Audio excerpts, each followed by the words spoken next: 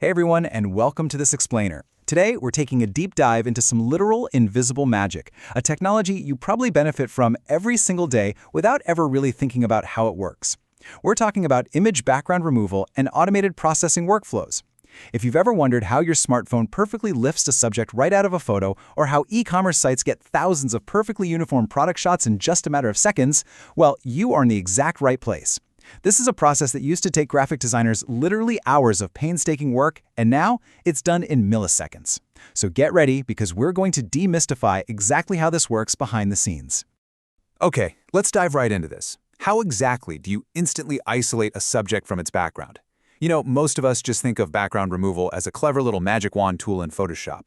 But from a technical perspective, it's actually not about erasing at all. It's about manipulating unseen layers of data hidden within the image file itself. It's an extraction process that relies entirely on mathematics and physics to tell a computer what is foreground and what is background. So, here is our roadmap for today's explainer. First, the magic of matting. Second, traditional versus AI methods. Third, the art of image fusion. Fourth, real-world application scenarios. And finally, number 5, the future of image processing. Let's start with Section 1, the magic of matting. We're unlocking the hidden layers of your images. So, the absolute crucial point to understand here is the alpha channel. When you look at an image, you're seeing red, green, and blue. But in formats like PNG, there's actually a fourth, completely unseen data layer, and that is the alpha channel. You can really think of it as a literal mathematical mask. It tells the computer exactly how opaque or transparent every single pixel should be. When we cut out a subject, we aren't actually deleting those background pixels. We're just using this alpha channel to tell the computer, hey, render these as 100% transparent, which lets whatever is behind them show right through. It is the cornerstone of this entire technology. Now, things get really interesting when we break down the complexity of what we're actually trying to extract. We generally divide this into hard matting and soft matting. Hard matting is pretty straightforward. Think of a simple, solid object, like an apple. Every single pixel is categorized as either completely opaque or completely transparent. It's totally binary. But soft matting, that's where the math gets intense. Imagine trying to cut out wisps of hair blowing in the wind, or a translucent glass bottle. Those pixels aren't fully solid, but they aren't fully clear either. They're semi-transparent. Capturing those fractional opacity values requires a much more sophisticated mathematical approach to get a clean, realistic cutout without those ugly, jagged edges. Moving on to Section 2, traditional versus AI methods. The evolution of foreground extraction. For decades, traditional methods really relied heavily on color thresholding and edge detection. This is exactly how green screens and blue screens work, right? You set up a pure color background and you just tell the software to remove that specific color. But if your subject happens to be wearing a green shirt, or maybe the lighting is just a little uneven, the whole illusion breaks completely. And that brings us to the massive technological leap of AI-driven methods. Tools that leverage libraries like ReMBG and neural network models like U2Net, they don't just look for color anymore, they actually understand the context of the image. They know what a human looks like versus a brick wall. And that means they can instantly process incredibly complex subjects from extremely messy backgrounds without any human intervention at all. It's a real game changer for true scalable automation. All right, Section 3, the art of image fusion, bringing foregrounds and backgrounds together. And this brilliantly illustrates the elegance of automated image fusion, because getting the subject out is really only half the battle. Placing it seamlessly into a brand new environment, that's the next big hurdle. When you use a Python script to fuse images, it follows this incredibly precise 5-step logic. First, it opens both the foreground and the new background in RGBA mode, and remember that A stands for our all-important alpha channel. Second, it resizes the foreground subject. Third, it calculates the exact mathematical coordinates for the new position. Fourth, and this is the crucial part, it executes what we call the paste plus mask technique. It overlays the subject, using that alpha channel to ensure the transparent areas let the new background shine through perfectly. And finally, it saves out a new PNG. It's clean, it's efficient, and there is zero manual clicking required in Photoshop.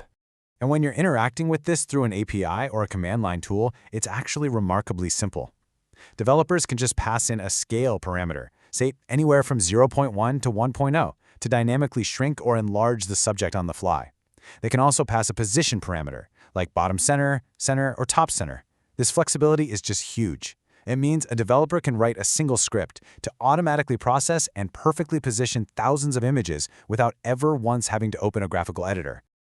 Which brings us to Section 4, Real-World Application Scenarios, turning manual chores into instant workflows. Just think about the process of creating ID photos for a second. It used to require a professional photographer, very specific lighting, a physical backdrop, the whole shebang. But by combining AI matting and programmatic fusion, businesses now have a fully automated pipeline.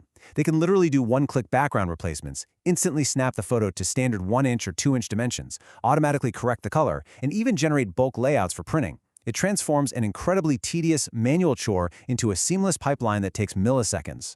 And the e-commerce sector? Oh, they benefit just as much.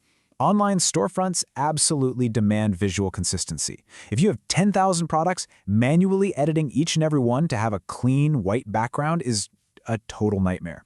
These Python tools allow merchants to bulk process entire catalogs. They can extract the product, stitch multiple images together, apply batch color grading, and standardize the dimensions so that every single thumbnail on their website aligns perfectly.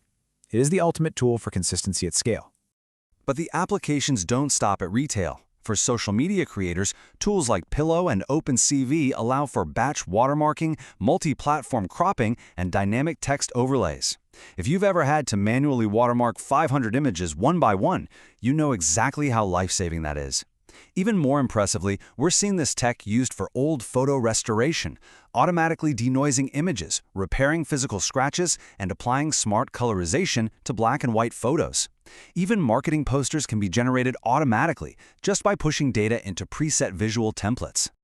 Okay, finally, Section 5, Future of Image Processing. What's actually next for AI and automation? Let's move to the roadmap and see how this builds, because a typical development project in this space follows a really clear progression. Phase 1 establishes the basics, getting the math right for fusion and basic matting. Phase 2 takes those basics and builds the actual utility tools, like those ID photo and e-commerce batch processors we just talked about. But Phase 3, that's the long-term vision. This is the leap to full AI integration, moving way beyond just separating backgrounds to actually understanding and enhancing the semantic meaning of the image itself. Because the specific AI technologies driving this next wave, they go far, far beyond simple alpha channel masking. Diffusion models allow for incredibly realistic image generation and in-painting, meaning if part of an image is missing, the AI can literally dream up what should be there. Large models are being trained for intent understanding. So you can just type, "Make this photo look like a sunny day," and the smart editing just kicks in. Depth estimation algorithms can calculate the 3D space of a 2D image, which allows for that perfect portrait background blurring. And specialized face algorithms are handling everything from beautification to age manipulation. Ultimately, the future isn't just about rendering better static images. We are entering an era of real-time, absolute automation. We're talking about applying these heavy mathematical matting algorithms to live video feeds in real time, enabling advanced live streaming filters and augmented reality effects right on the fly. Furthermore, these capabilities are being wrapped up in no-code workflow orchestration and API services. This means a user uploading a photo to a website can trigger an entire cascade of automated AI edits without a human ever lifting a finger. We've seen how what used to be a painstaking pixel-by-pixel manual process has become just a few lines of code, and how it's rapidly evolving into fully intelligent, real-time AI generation. So I want to leave you with this final kind of provocative thought.